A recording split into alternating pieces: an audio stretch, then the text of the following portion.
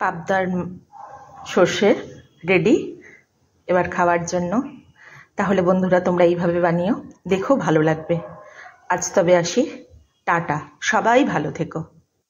এই দেখো আজকে পাবদা মাছ রান্না করব, পাবদার সর্ষে পোস্ত ঝাল করব, শুধু একটু টমেটো দেব। আর এই মাছটা ভীষণ টাটকা, মাছটা ভীষণ ভালো, দেখো খুব সুন্দর মাছটা পাওয়া গেছে। মাছ আমাদের বাজারে ভীষণ ভালো পাওয়া যায় সব সময়। আমি মাছটা কেটে বেছে পরিষ্কার করে নিয়ে ফিরে আসছি রান্নার পদ্ধতিতে, কিভাবে রান্না করব তোমাদের সাথে সবটাই শেয়ার করব।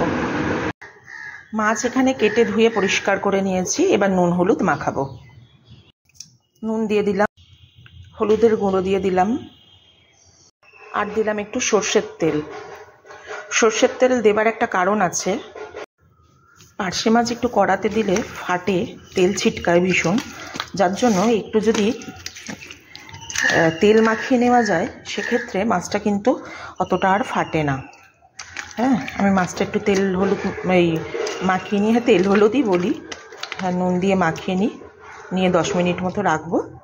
তারপর সর্ষে আর পোস্ত দিয়ে পাবদা করবো, তো তাই একটু পোস্ত নিয়ে নিলাম শিলে, সাদা আর কালো সর্ষে নিলাম। আমি একটু গুঁড়িয়ে রেখেছিলাম, মিক্সিতে একটু বেশি হয়েছিল, ব্যবহার করছি। সাথে এই কাঁচা লঙ্কা 3টে নিলাম, 2টো লাল লাল আছে, আর এটা আধ কাঁচা বেটে নিয়ে ফিরে আসছি। কড়াতে তেল প্রায় হয়ে গেছে, আমি এবার মাছগুলো আস্তে আস্তে ছেড়ে দেব।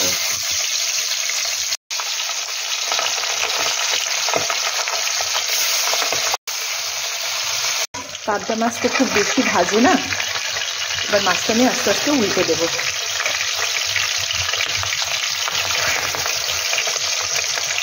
পিঠটা উল্টে নিয়েছি, মাছ ভাজা হয়ে গেছে, এবার আমি তুলে নেব।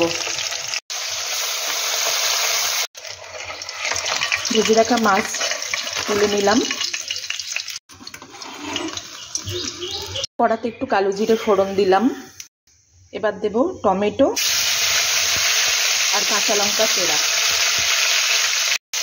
টমেটোটা একদম গলে গলে আসবে। মতো নুন দিলাম, দেখো টমেটোগুলো বেশ গলে এসেছে। এবার আমি এই বেটে রাখা সর্ষে আর পোস্তটা দিয়ে দেব, দিয়ে এবার একটু নেড়ে দেব। গ্রেভি দিয়েই ভাত খাওয়া হয়ে যাবে। ঝোলটা ফুটছে, শুরু করছে ফুটতে আস্তে, এবার ঝোলটা ফুটে উঠছে, আমি একটু নাড়িয়ে দিলাম। এবার এই মাছগুলোকে একে একে আমি ছেড়ে দেব। মাছ ছেড়ে দিয়েছি, গ্যাসটা একটু কমিয়ে দিলাম, একটু হালকাভাবে হোক 5 মিনিট, তারপর নামাবো। এসেছে মাছটা, এবার একটু ধনে পাতা ছড়িয়ে দেব। ধনে পাতা দিলে মাছটা আরও বেশি ভালো লাগে খেতে, ফ্লেভারটা।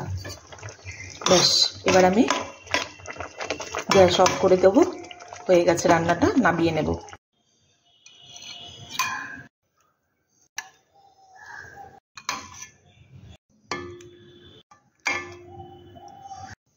পাবদার সর্ষে রেডি এবার খাওয়ার জন্য। তাহলে বন্ধুরা তোমরা এইভাবে বানিও, দেখো ভালো লাগবে। আজ তবে আসি, টাটা, সবাই ভালো থেকো।